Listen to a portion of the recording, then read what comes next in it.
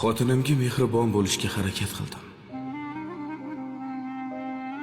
Odamlar xotiningni qulisan deyishdi. Onajon deb onamni boshimda ko'tarib yurdim. Onasini erkak o'g'li ekan deyishdi. Qo'limni siltab ko'chaga ishlagani chiqib ketdim. Uyga kerak bo'lsa 2 kunlab, 3 kunlab kelmadim. Ko'chada o'ynash topmagan deyishdi.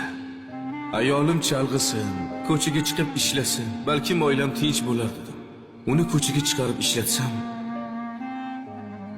xotinini puliga yashaydigan tekinxo'r bo'lib qopti deyishdi. Oilam parchalanib ketdi. Hech kim yo'q xonaga kirib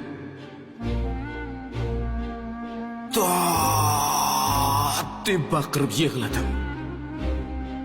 Odamlar uni ham eshitishibdi. Bunga ham gap topib berishdi. Kechasi bilan bu baqirib chiqadi. Bu jinni bo'lib qopti deyishdi.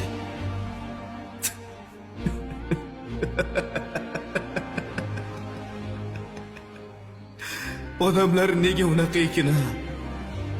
Odamlarga qo'yib bersang, ular ko'p narsalarni gapirishadi. Erkaklarga oson deyishadi.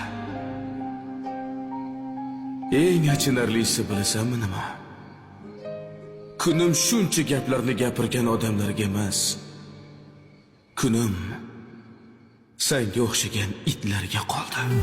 Odamlar nima desa desin, yashaylik chin dildan.